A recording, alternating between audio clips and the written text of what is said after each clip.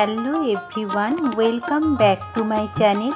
আবারও চলে এলাম একটা ছোট্ট ব্লগ নিয়ে। মঙ্গলবার দিনকে মা বিপত্তারিণী পুজো ছিল। আমি কিভাবে বিপত্তারিণী পুজো কোথায় দিতে গেলাম, কিভাবে করলাম। আর দেখুন, আমরা স্টেটের বাইরে থেকেও, বাংলা ছেড়ে আমি ছত্তিশগড়ে থেকেও সব পুজোই আমরা আনন্দ সহকারে করতে পারি। দেখুন, বিপত্তারিণী পুজোটাও আমরা কি সুন্দর আনন্দ সহকারে করতে পারছি। কিন্তু আমরা দেখুন নিজেদের জায়গায় থাকি না, তাও বাংলায় থাকি না, তাও বাংলার বাইরেতেও এই পুজোগুলো দেখুন খুব সুন্দরভাবে আমরা সব কিছুই উদযাপন করতে পারি। দেখুন, আমি সকালে উঠে চান টান করে, মা বিপত্তারিণী পুজোর জোগাড় তো একটু বেশি হয়, সব কিছুই 13 করে লাগে আমাদের। 13টা পান, 13টা সুপারি, 13 রকম ফুল ফল, সবই 13, মিষ্টি সব কিছুই আমাদের 13। তো আমার হাজব্যান্ড সবই জোগাড় করে দিয়েছিল। এবার সকালবেলা চান করে রেডি করে নিয়ে আমরা বেরিয়ে গেলাম মন্দিরের উদ্দেশ্যে। মন্দিরে যেতে যেতে আপনাদের সাথে একটু রাস্তাটা শেয়ার করে দিলাম।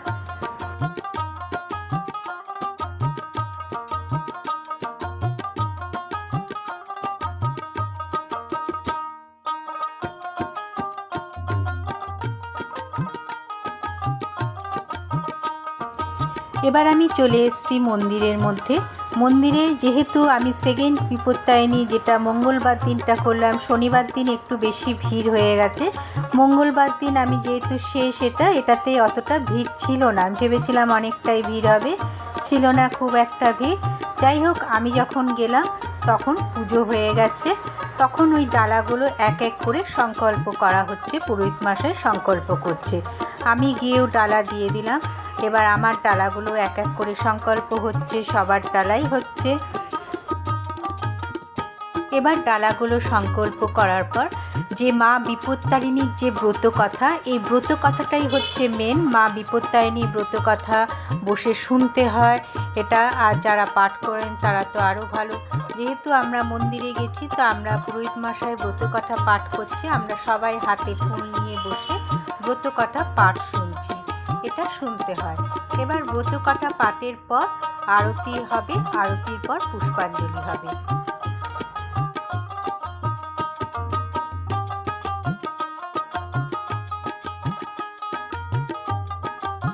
দেখুন, যাদের ডালাগুলো সংকল্প হয়ে গেছে তাদের ডালাগুলো এদিকে রেখে এক এক করে বাইরে বের করছে।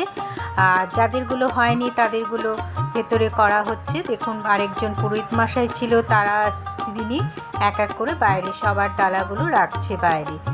এবার ব্রত কথা শোনার পর আমরা পুষ্পাঞ্জলি দেব। তার জন্য আমরা দেখুন আরতি শুরু হয়ে গেল। আরতি হওয়ার পর আমাদের পুষ্পাঞ্জলি হবে।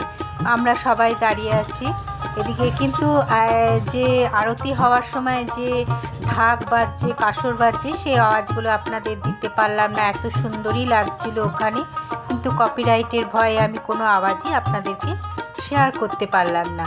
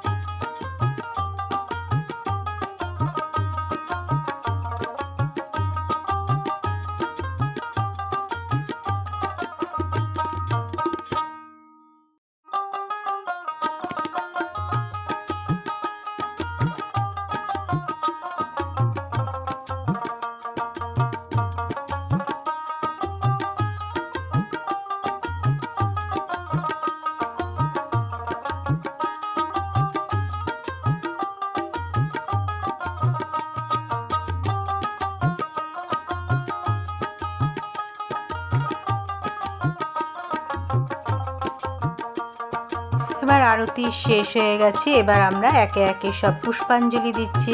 সবাই পুষ্পাঞ্জলি ফুল নিচ্ছে, ফুল নিয়ে দাঁড়িয়ে এবার আমরা সবাই পুষ্পাঞ্জলি দেব। তারপর আমাদের পুজো শেষ হবে।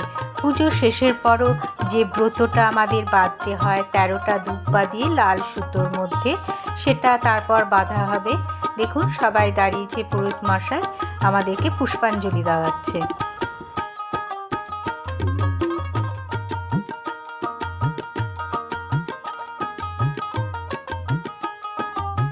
পুষ্পাঞ্জলি আমাদের শেষ হয়ে গেল। তারপর এক এক করে ধাগা, যেটা সুতোটা বাঁধা হয় ব্রতটা, সে বাঁধছে একজন একজন করে। আর এদিকে সবাই প্রসাদ সাজাচ্ছে। যেহেতু সদবারা সবাই সিঁদুর দেওয়া হয়, প্রসাদ সবাই সবাইকে দিতে হয়। এই পুজোটার নিয়ম হচ্ছে সবাই সবাইকে প্রসাদ দেবে। এরপর আমি পাশেই যে শিব মন্দির, সেই শিব মন্দিরে চলে এলাম। সবাই জল ঢালছে, আমিও জল ঢেলে ধূপ ধুনো দেখিয়ে দিলাম বাবাকে। যেহেতু কালী মন্দিরে এসেছি, বাবার কাছে আসবো না, বাবার কাছেও এসে আমি ধূপ দেখালাম বাবাকে, দিয়ে বাবাকেও আমি একটু পুজো করে গেলাম।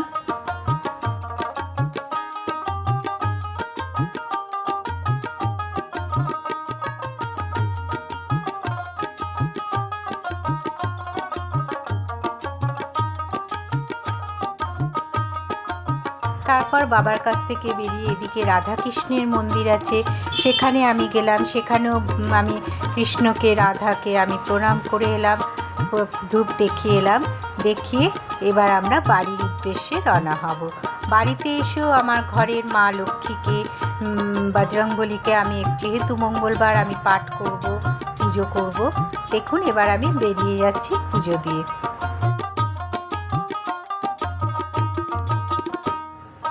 এবার বাড়ি ফেরাটাও আপনাদের একটু শেয়ার করে দিলাম। তারপর ঘরে এসে আমি ঘরের পুজো করব।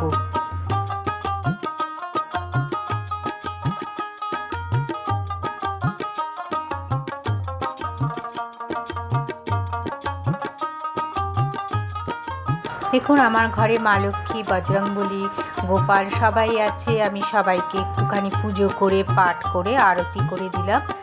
তাহলে আমার এই ছোট্ট ব্লগটা কেমন লাগলো অবশ্যই জানাবে। মা বিপত্তারিণী সবার ভালো করো, সবার মঙ্গল করো। পুরনো বন্ধুদের জানাই অনেক অনেক ভালোবাসা। নতুন বন্ধুরা যারা আমার চ্যানেলটাকে এখনও সাবস্ক্রাইব করনি, অবশ্যই সাবস্ক্রাইব করে আমার পাশে থেকো আর নোটিফিকেশন বেলটা অন করে দিও। যখনই কোনো ব্লগ বা রেসিপি দেবো তোমাদের কাছে আগেই পৌঁছে যাবে। তাহলে আমার এই ছোট্ট ব্লগটা কেমন লাগলো লাইক কমেন্ট করে জানাবে। সবাই বলবে জয় মা বিপত্তারিণী। তাহলে শেষ করলাম আমার এই ছোট্ট ব্লগটা। টাটা।